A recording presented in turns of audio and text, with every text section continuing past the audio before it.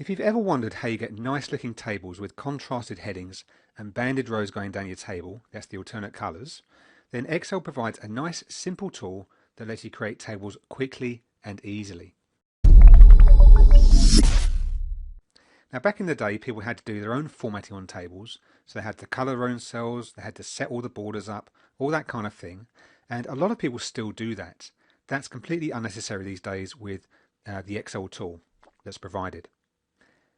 Over here, I have some raw data. So let's just imagine that you've typed this in from scratch off a piece of paper or something, and it's just your data, there's no formatting at the moment.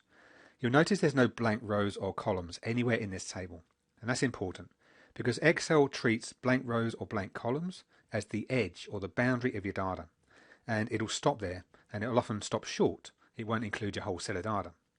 So don't do that. If you need to separate, say, one group of data from another group of data, just use different formatting or a border or some other way of differentiating it, but just don't put blank rows or blank columns in. To create the table, we click anywhere in the middle of the table. Excel's going to work out the boundaries, don't forget. Then, making sure you're on your Home tab, come across to where it says Format as Table. And it gives you a big gallery of preset table designs, different colours, different styles. Now you can choose anything you like as the starting point. All of these things can be changed later as you go through. So here, let me just create a table using a default style. The first question it asks is this the data range that you want to use?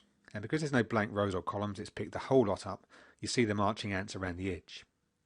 We've also got to confirm that your table has headers. Now sometimes tables don't. It might just be a table full of data.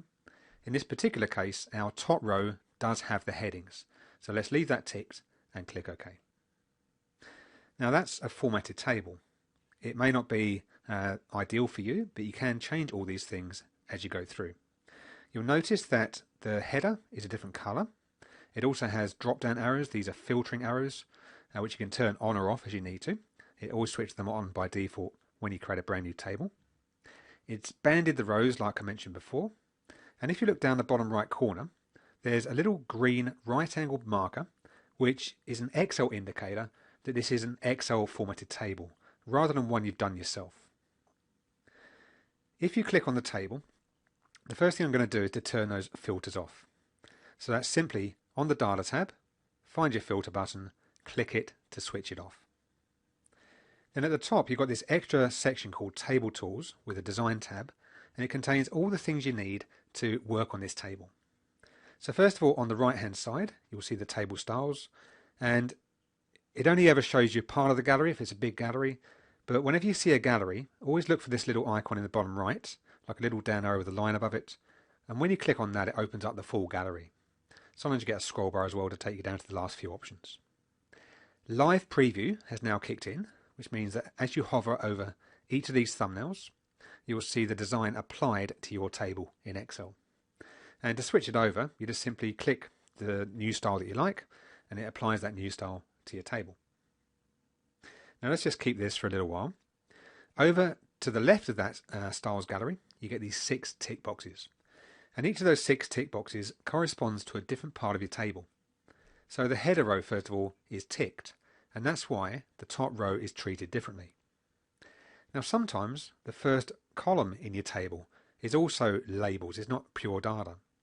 So if that's your case, you can click First Column, and depending on the design you've chosen, in this case it's just bolded those entries, but sometimes it may change the cell colour of those entries to match the heading at the top. So let me just try and find a design that does that. So if I come back here, and maybe I come down to one of these ones here, you'll see on the table that it's also applied different formatting in terms of cell colour to that first column. Of course, if you don't want it, you just untick it and it switches off again. You'll see the banded rows is ticked. That's the alternately coloured rows that you see going down your table. And if you untick that, it just becomes a uniform colour. But the idea of banded rows is that it helps you to keep stuff on a row in line, so you're not misreading stuff from a different row. And that's useful. Now, part of what happens with these tables is that, let's say you insert a row somewhere, and then just click away so you can see it. You can see how it's rebanded the whole table. Now back in the old days, if you did your own formatting, if you inserted a row, you would then end up with the two of the darker coloured rows together, or maybe two of the lighter coloured rows together. And then you'd have to go through and reformat the whole table and adjust it and fix it.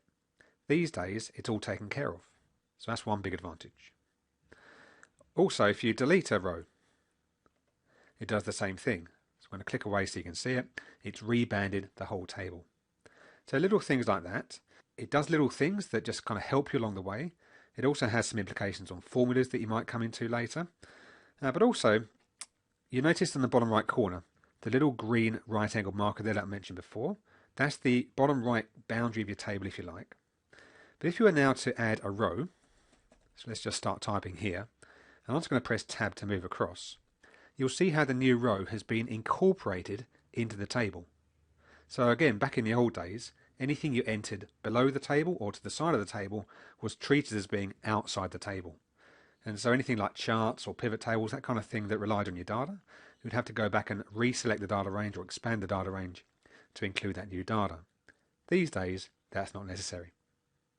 So all of these things with tables are big advantages, and so you may as well start using them.